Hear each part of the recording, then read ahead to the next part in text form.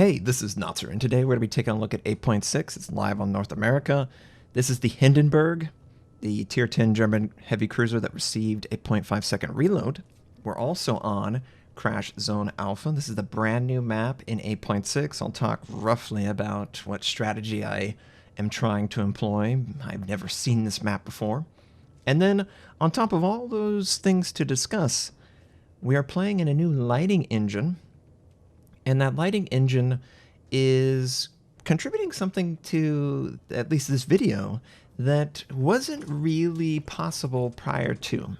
You might notice near the horizon line, there's a lot less flickering, a lot less artifacting related to the water and the sun's rays.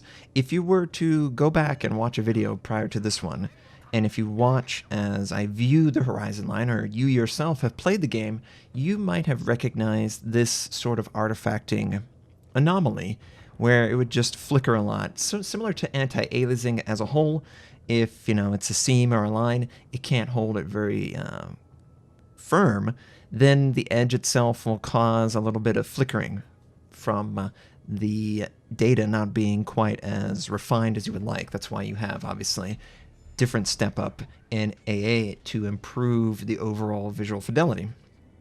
Well, Wargaming took it upon themselves with this lighting engine to address that long-range issue, and that's probably the most recognizable feature from this patch from a lighting standpoint. But also, just in general, the lighting feels a little bit more grounded. The shadows are a little bit deeper in the areas that they should be, and they're not quite as all-encompassing at times as you may expect, because the engine itself does a better job of calculating exactly how close or how far things appear.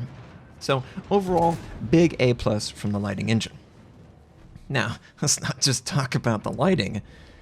Crash Zone Alpha is a map based on the Cliffs of Dover. Now, you're probably familiar with the Cliffs of Dover.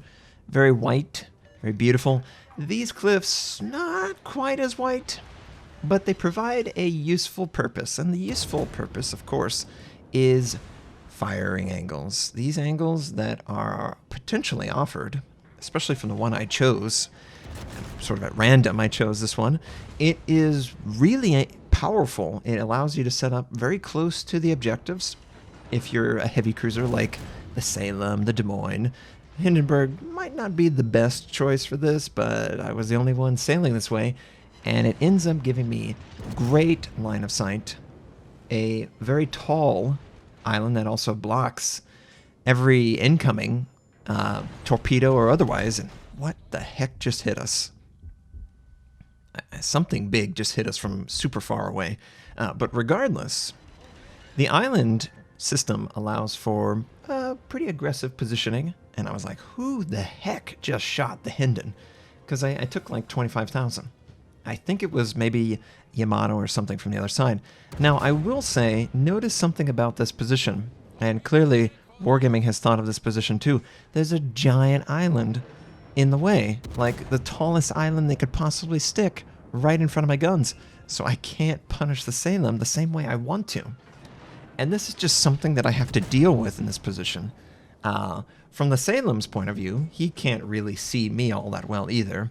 So I think this island that you're staring at on my screen that's blocking everything, I think it's deliberately put there so that the south spawn, the southeast spawn, has a little bit easier time dealing with the possible threat that could be behind the island that I've chosen to position myself in. And a Benham.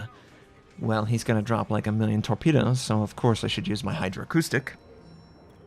Now, 8.6 is live. The French DD event just started. There are symbols of France, and you might notice that in your carousel you see the symbols of France. It's for your first win in the patch, period. This isn't something that you do for a daily first win. You need to, if you so choose, play as many of your ships as you can to earn as much Republic tokens or coal as you can. And you can't just grind one ship in order to benefit from this. So part of playing the test ships like the Hindenburg that received a 0.5-second reload, it's also trying to get the symbols of France, and you need a lot of them. But there is one thing that I am happy to announce. You don't need 3,000 of them. They have sort of revised the Symbols of France requirement for the premium camo for the tier 5 through tier 8 French DDs.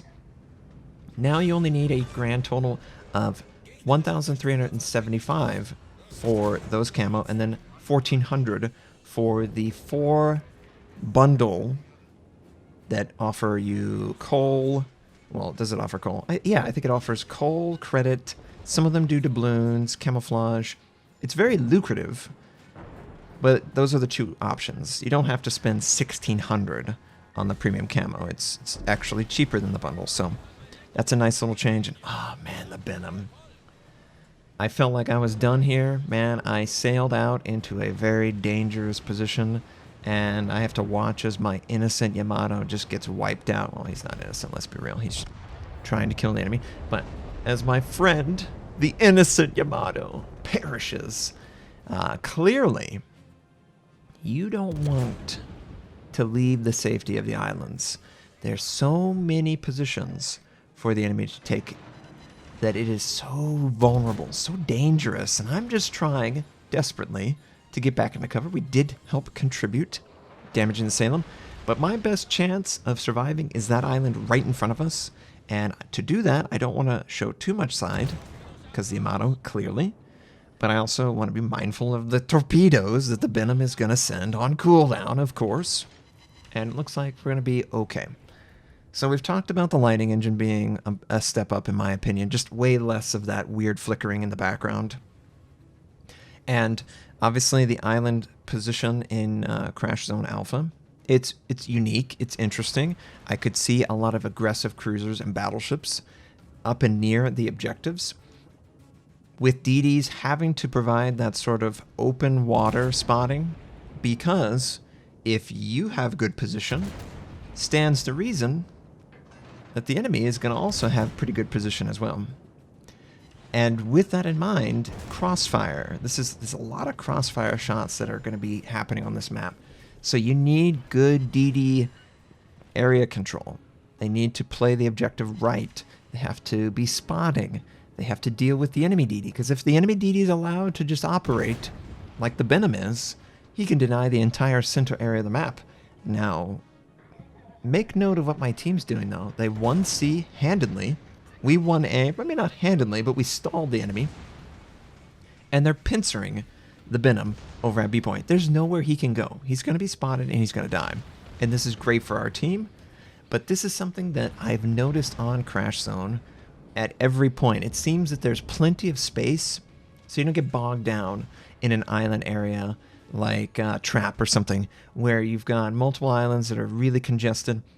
The approach to these objectives are wide open, so torpedoes are going to be very punishing to those objective pushing.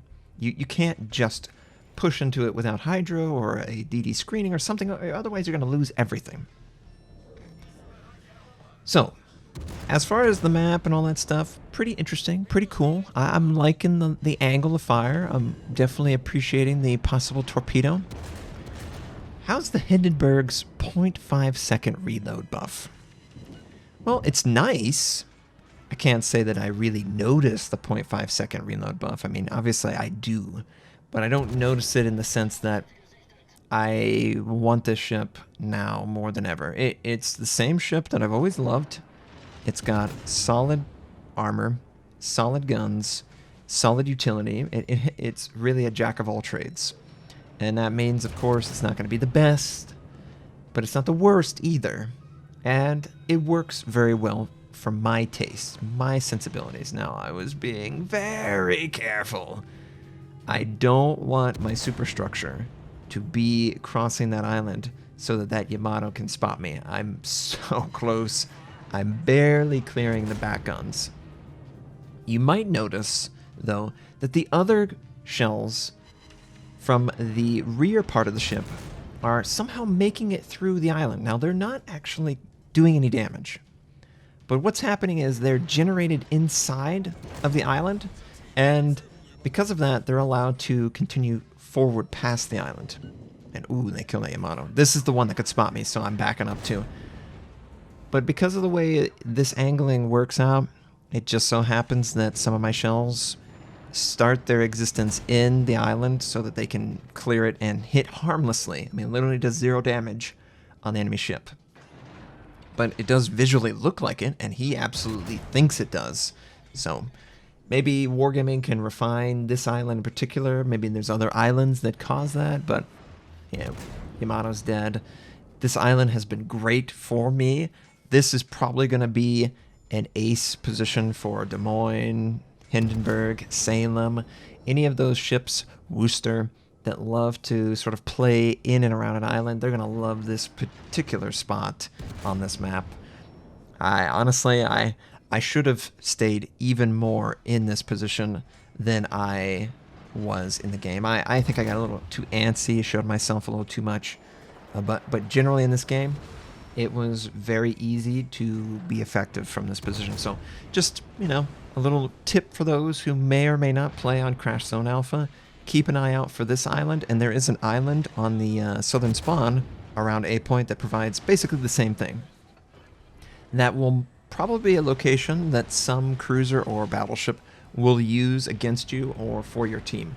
So you want to try and get good angling to prevent that, obviously, if that's an option. But, you know, the game itself, it's pretty much decided. I wish I could have killed the Neptune with that shot, but clearly I didn't. But a team did. And yeah, I'm happy with 8.6 so far. The lighting's great.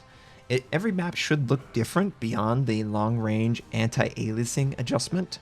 And then, of course, I'm going to be testing some British battleships, the Henri, the Grozovoy, more of that to come. Hindenburg, happy with the changes. It's going to definitely be a ship that I play more frequently, and I think it's more competitive with the changes. We'll have to see how far that actually goes, though. Thanks for watching. If you'd like to check out more of my content, you can click the most recent and the most relevant uploads. You could also choose to subscribe to my channel. We do daily World of Warship videos, first impression, how-to, news, and review. My North American recruit invite is on the screen. You can take advantage of that. I stream at twitch.tv/Notser. Thank you, have a wonderful day, and I'll catch you next time.